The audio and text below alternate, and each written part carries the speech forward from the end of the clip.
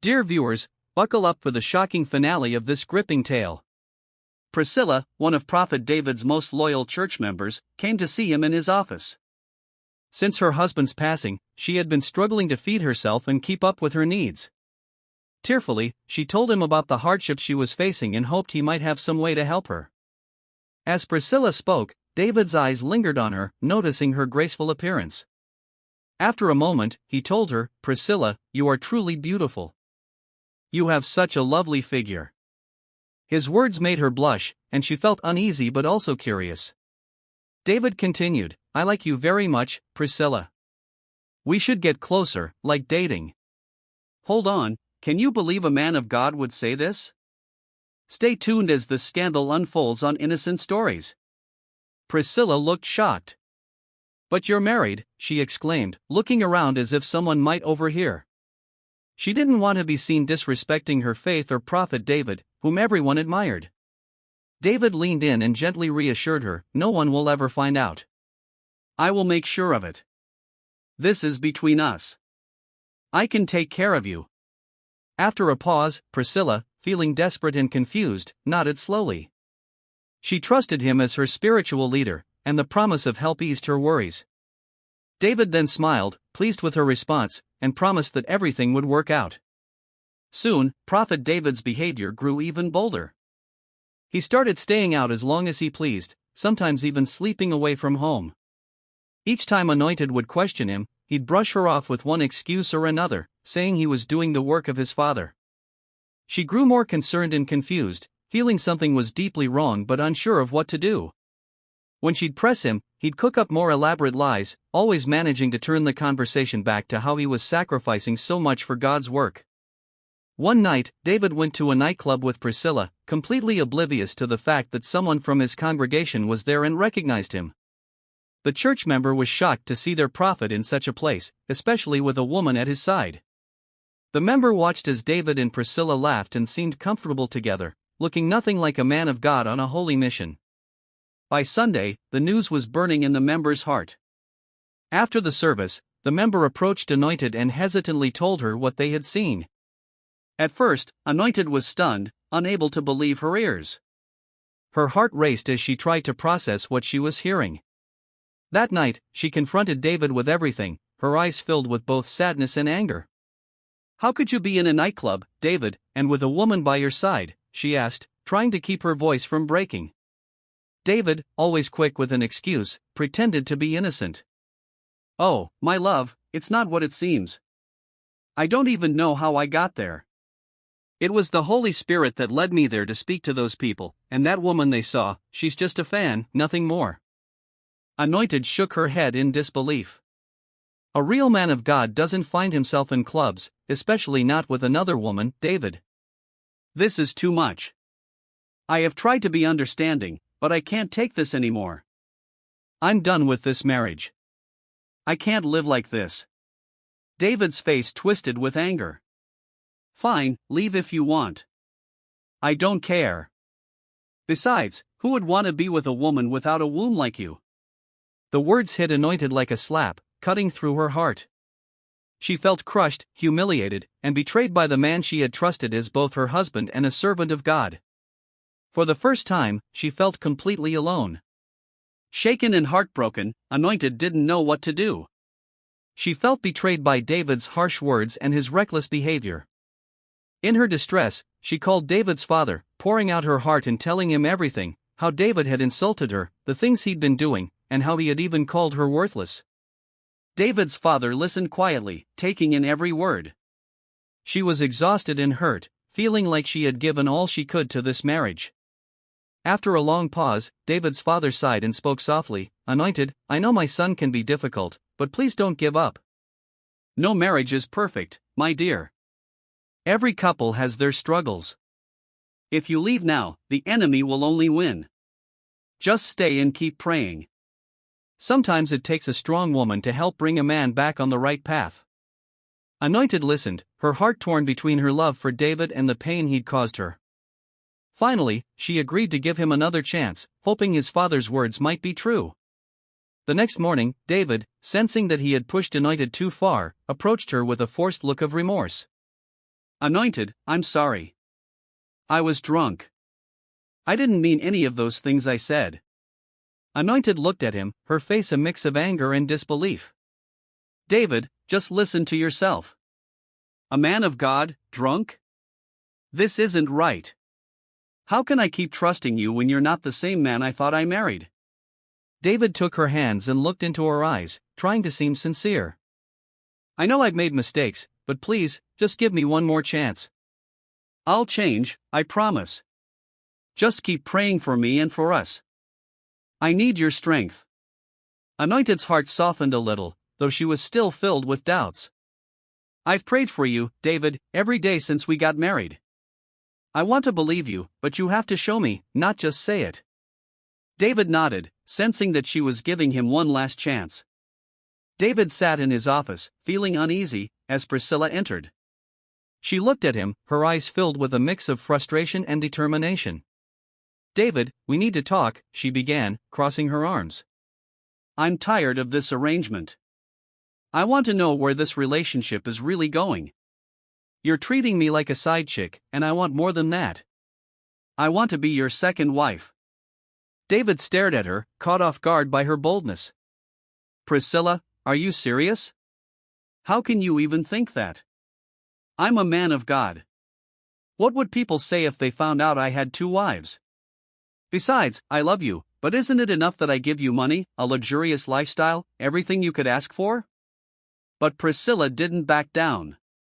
No, David, that's not enough, she said firmly. If you really love me, stop using protection when we're together. Show me that this isn't just some temporary fling. David was silent for a moment, realizing how serious she was. Reluctantly, he agreed, thinking he could handle the situation. A month passed, and one afternoon, Priscilla came to his office again, but this time her face was filled with a different kind of intensity. She looked at David, then took a deep breath. David, I'm pregnant. David felt a cold shiver run down his spine. What? Are you sure? Yes, I'm sure, she replied, folding her arms across her chest. And I'm not getting rid of it, David. I'm keeping this baby, whether you like it or not. Panic filled David's mind. He was stuck. There was no way he could tell Anointed, and he certainly couldn't reveal it to his father, and marrying Priscilla as a second wife would destroy his reputation as a prophet in the community. Priscilla, think about what this means, he pleaded. If anyone finds out, it'll ruin everything, my reputation, my ministry. Priscilla stood her ground. That's your problem, David. I'm done hiding in the shadows for you.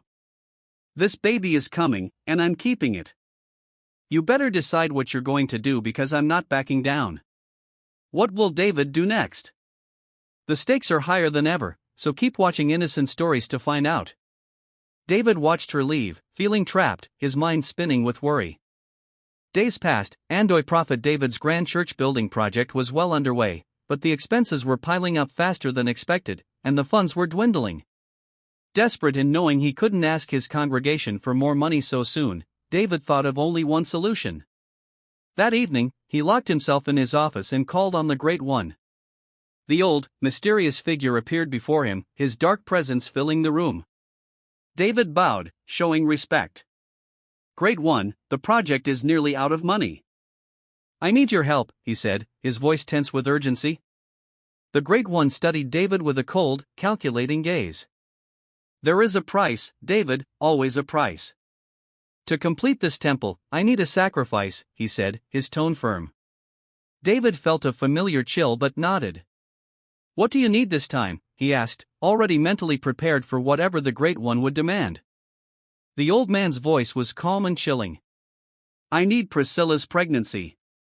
For a moment, David hesitated, but then he thought of the massive church he'd envisioned, the place that would make him greater than any other prophet.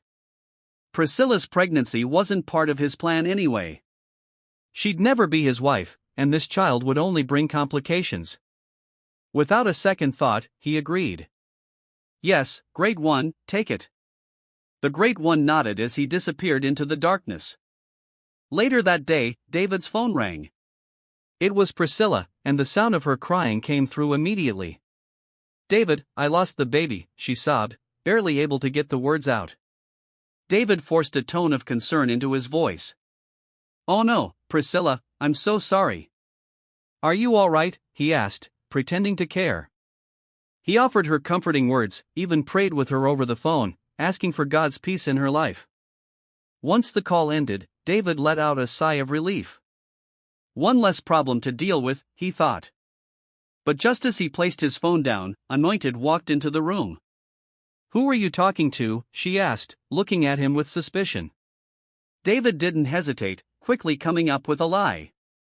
Oh, just one of our church members. She was going through a hard time, and I wanted to offer some encouragement. Anointed seemed to accept his answer, though she looked at him with a mixture of confusion and doubt. You have been getting so many calls lately, she said quietly, studying his face. David flashed her a reassuring smile. It's all part of the work, my dear. The congregation needs their prophet's support, he replied smoothly. But as he turned away, a tiny flicker of guilt crept into his heart, a reminder of how far he'd gone and the secrets he now kept from his own wife. Still, he brushed it off, reassuring himself that all of this was for the greater good, or at least for his vision of greatness. Rumors were starting to swirl around the church. Whispers of Prophet David and Priscilla's relationship filled the hallways and crept into every conversation. Members speculated behind closed doors, wondering how close the two had become. Some believed it was just jealousy from others who craved the prophet's attention, but others were convinced there was more to the story. Eventually, these rumors reached Anointed's ears. She felt a surge of hurt and anger, refusing to believe it at first, but the more she heard, the harder it was to ignore. One evening, after holding it in as long as she could, Anointed confronted David. David, tell me the truth, she demanded, her voice tight with pain. Are you sleeping with Priscilla? David's face remained calm, and he shook his head quickly. No, Anointed, you know me better than that. I am a man of God. I would never do something like that. People are just trying to tear down our ministry with lies, he said smoothly. But Anointed was not convinced. She could feel something was wrong, a truth he was hiding. So, despite David's denial, she decided to go to Priscilla directly to get to the bottom of things. When Anointed found Priscilla after the evening service, she asked to speak with her in private. Once they were alone, she tried to stay calm, but her emotions were bubbling just beneath the surface. Priscilla, I have heard things. People are saying that you and my husband are close. Is there any truth to this? Priscilla's response was swift and shocked Anointed to her core. With a boldness Anointed hadn't expected, Priscilla looked her straight in the eyes and said, Yes, I am in love with him, and if you can't handle it, then maybe you should leave him so that I can be with him openly. Anointed's jaw dropped. She could hardly believe what she was hearing. You're saying you want to take my husband from me? Priscilla replied coldly, Why not? You don't make him happy. I do. And if you're so holy and righteous, maybe you should let him go. Anointed was stunned by her audacity. She closed her eyes for a moment, gathering herself. When she opened them, her gaze was fierce. God will judge you for this, Priscilla. You call yourself a believer, yet you are willing to destroy a marriage. Do you even remember that you once had a husband who loved you? Priscilla narrowed her eyes. Don't you dare bring him up. What happened to him was an accident. You know nothing about me, Anointed, she hissed. Anointed took a step closer, her voice dropping to a cold whisper. Oh, I know enough. Maybe you think you can fool everyone, but I know you're hiding something. People are talking, Priscilla. They say you were behind your husband's death. Priscilla's face flushed with anger. How dare you accuse me like that? You don't know anything about my family. The two women exchanged harsh words, their voices echoing in the empty room. Finally, Anointed took a deep breath, straightened her shoulders, and said, This conversation is over, Priscilla, but know this, I will not let you destroy my family. I will leave this matter in God's hands. He will reveal the truth in time. One quiet night, as Anointed lay asleep, she was visited in a dream. An angel appeared, its presence filling the room with a soft, calming light. The angel looked at her with gentle yet serious eyes and said, "My daughter, you have lost your way. You are not who you were before. Your heart was once pure, but now you have let doubt, anger, and fear cloud your spirit." Anointed, in her dream, felt a deep sadness in her heart. She realized how far she had drifted from the strong faith she once had. The angel continued, "The Holy Spirit calls you to rise and fight against the evil that surrounds you. Turn back to God with a sincere heart and let Him guide you through these dark times." With that, the angel's light faded, and Anointed awoke with a start. She sat up in bed, breathing heavily, her heart pounding as she recalled the angel's words. She knew what she had to do. Right there in her room, Anointed knelt down, lifted her hands, and began to pray. Her words were filled with deep emotion as she asked God for forgiveness, strength, and guidance. She poured out her heart, surrendering her fears, anger, and pain, determined to renew her faith. Meanwhile, David was in the living room, relaxing comfortably on the couch as he watched TV, seemingly unbothered by anything. As he flipped through the channels, a dark shadow appeared beside him, the unmistakable figure of the Great One. The room grew colder, and David looked up, his face paling as he realized he was no longer alone. The Great One's voice was sharp, filled with irritation. "David," he said, "your wife is causing trouble. Her prayers are disrupting us in the spiritual world. She's stirring things up with her pleas and her faith. This must stop." He pointed toward the bedroom. "Go in there and make her stop. Silence her prayers." David, though fearful, nodded. He quickly made his way to the bedroom, where he found Anointed deep in prayer. Her voice was soft yet powerful, filled with conviction as she prayed for strength, for protection, and for God's guidance to cleanse her household of darkness. Her words carried a weight he had never heard before. "Anointed," David said, trying to sound calm, "it's late. You should rest. Stop praying and come to bed." But she didn't stop. She ignored his request and continued her prayers with even greater intensity, her voice rising with newfound courage. David's frustration grew, and he tried again, this time more forcefully. "I'm telling you to stop. You don't need to pray so much. We're fine. We're protected. Just let it go." Anointed looked up at him, her eyes fierce. "David, I have been silent for too long. I have ignored too many things that didn't feel right, but now I know. I cannot stay silent. I need God's protection, and I need to stand up for what is right. If you don't want to pray, that's your choice, but I will not stop." David backed away, feeling an unease in his heart. As he left the room, he sensed the Great One's anger hanging thick in the air. The shadowy figure appeared once more as David returned to the living room. The Great One's eyes narrowed with fury. "She dares to defy me, to disturb my plans.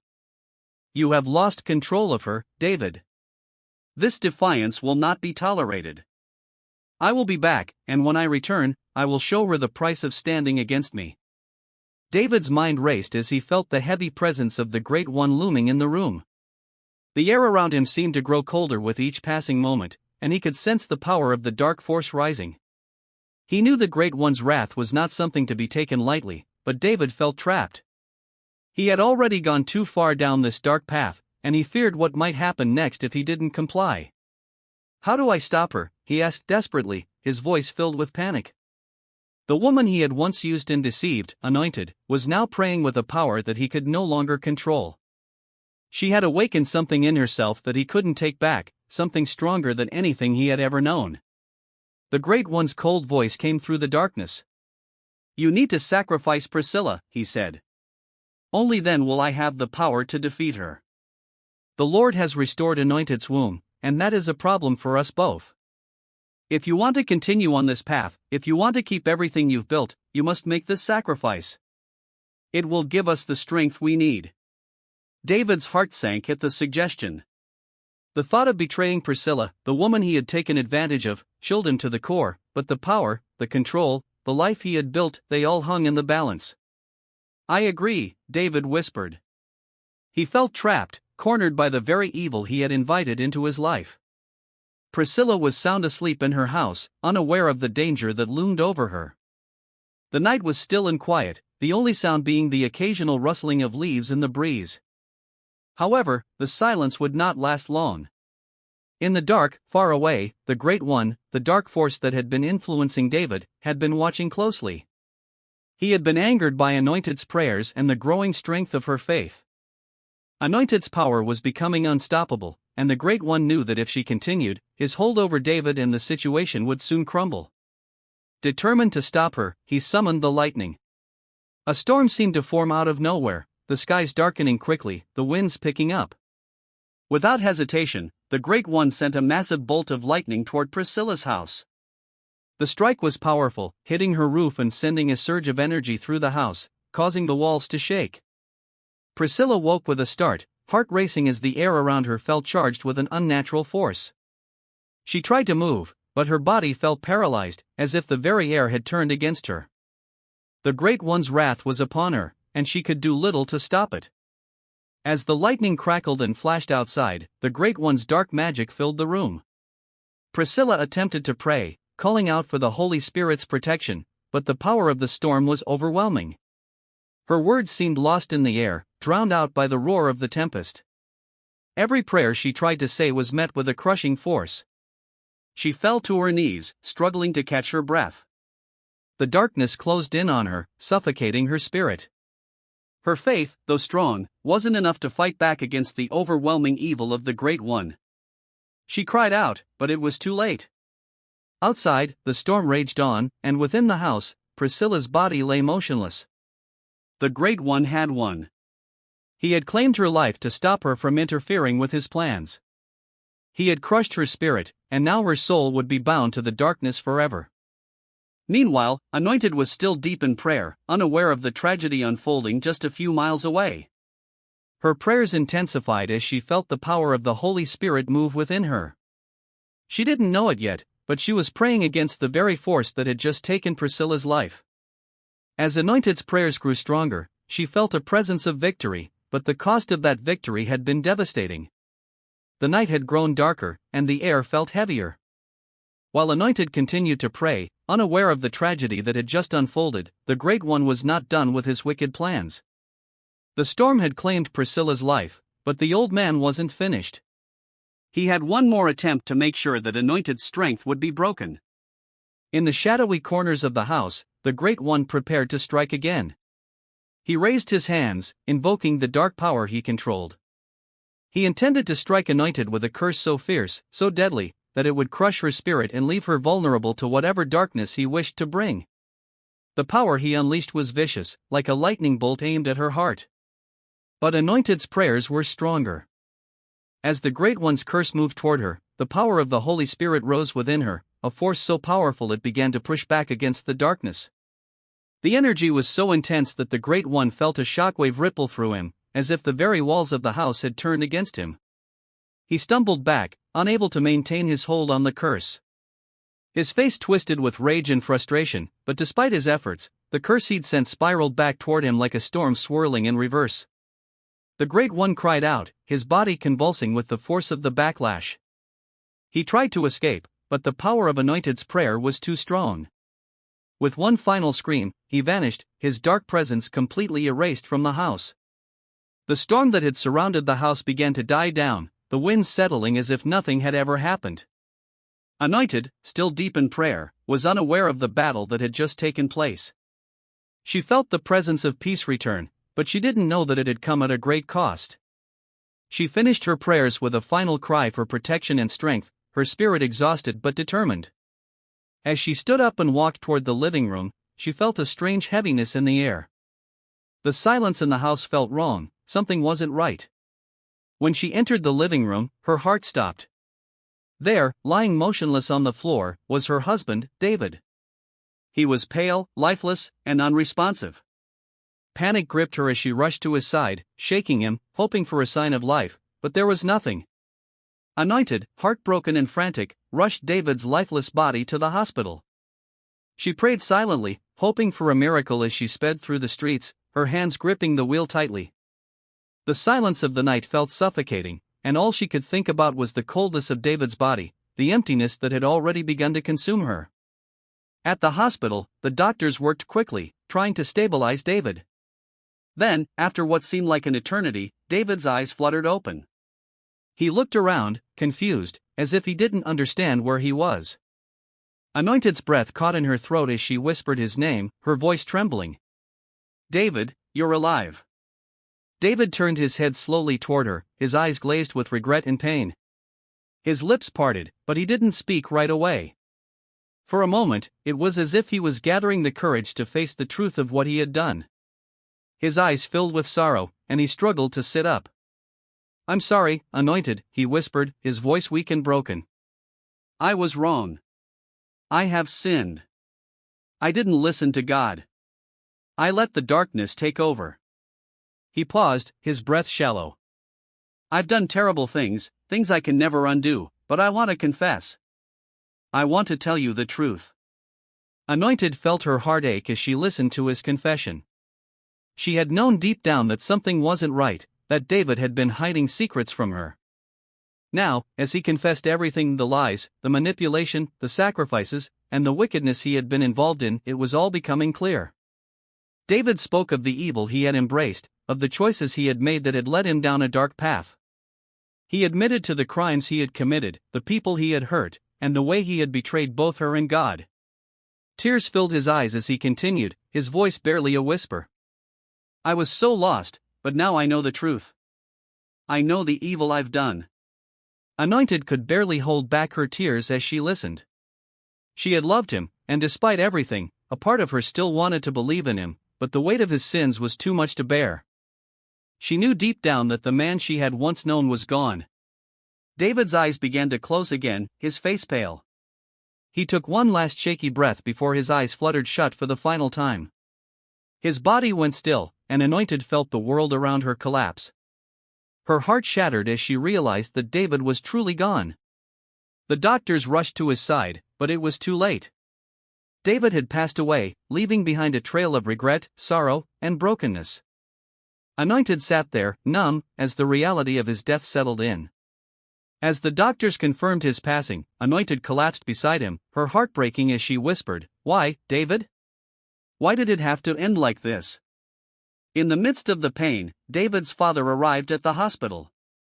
He was cold, indifferent, and offered little comfort. He told Anointed that she should be happy that she had her wound back and that she wasn't dead herself. He told her to move on with her life, as if everything could be fixed with time.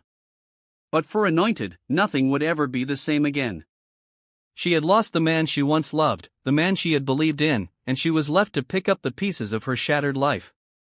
As she sat in the hospital room, looking at David's lifeless body, Anointed realized that she would need to find the strength to move forward. She would have to rebuild her life, step by step, and lean on her faith more than ever before. Though her heart was broken, she knew that her journey wasn't over. She had a future to reclaim, and she would rise from the ashes of her pain.